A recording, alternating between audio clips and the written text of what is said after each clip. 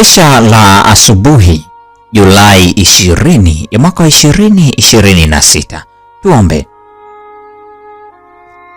Baba yetu uliye mbinguni, jina lako litukuzwe. Ufalme wako uje. Mapenzi yako yatimizwe hapa duniani kama huko mbinguni. Utupe leo riziki yetu.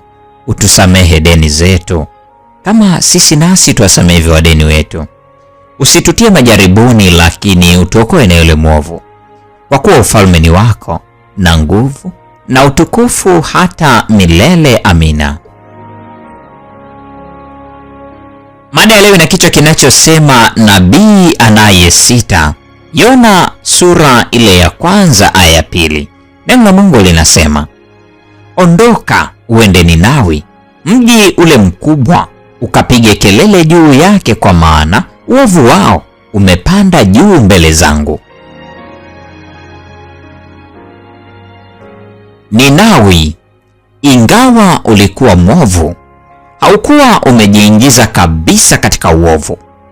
Yeye ambaye huwatazama wanadamu wote pia, katika Zaburi ya 33 ya 13, aliwatambua katika mji huo wengi ambao walikuwa wakijitahidi kutafuta ili wapate kitu kilicho bora na cha juu zaidi. Mungu alijidhihirisha kwao kwa njia isiyo na shaka ili apate kuwaongoza kama ingewezekana katika toba.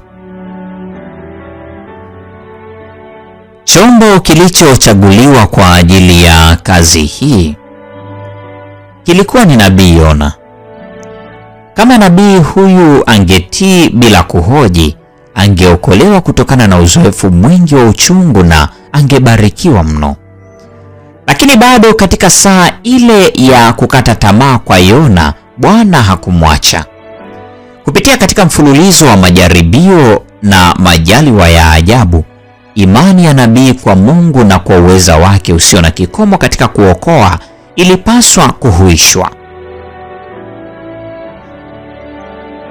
Kwa mara nyingine tena mtumishi wa Mungu aliagizwa kuonya Ninawi. Yona alipoingia katika mji ule, alianza mara moja, akapaza sauti yake kwa ujumbe, baada ya siku 40 Ninawi utaangamia.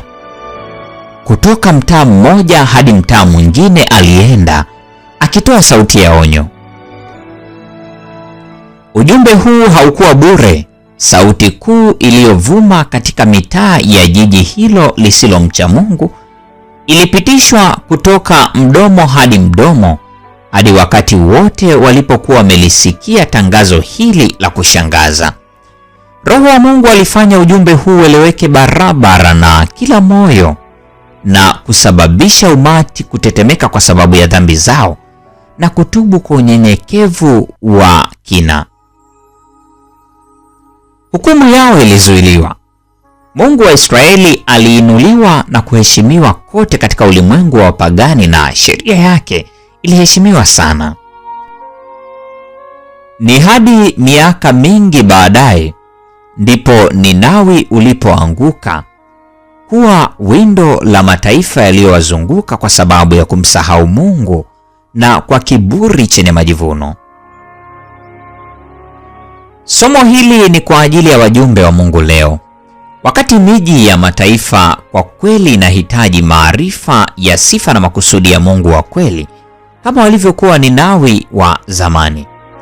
Mji pekee utakaodumu ni mji ule ambao mwenye kuubuni na kuujenga ni Mungu. Bwana Yesu anawaita watu wapate kujitahidi kwa lengo lililotakaswa ili waupate urithi ule wa milele. Leo ni Julai 20, mada ikisema nabii anayesita. Na kwa nukta hiyo, mpendo wa mfuatiliaji wa mfululizo wa masomo haya ya kesha la asubuhi, ndio tunakuwa tumefikia tamati ya tafakari ya mada hii nzuri siku ya leo. Neema ya Bwana wetu Yesu Kristo, pendo la Mungu na ushirika wa Roho Mtakatifu dumu kwa nasi sasa na hata milele. Amina.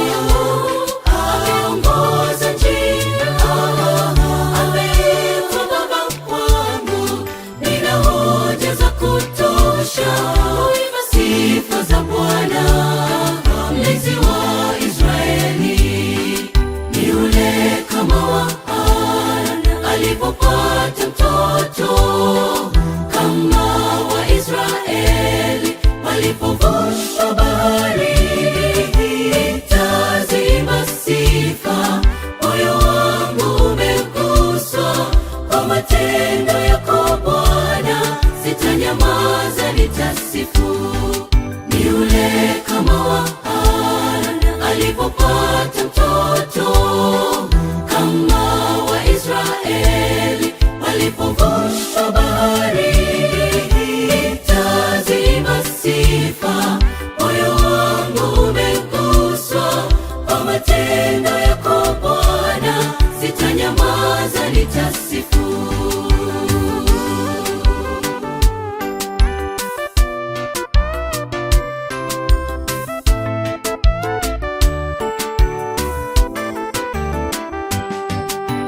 Hata tusipoyakumbuka ni mangapi alifanya, hatukuomba, yamefanywa ushuhuda kwetu. Tukijaribu kumbuka tulipopata magumu, ni vipi tuliyashinda, kama sipo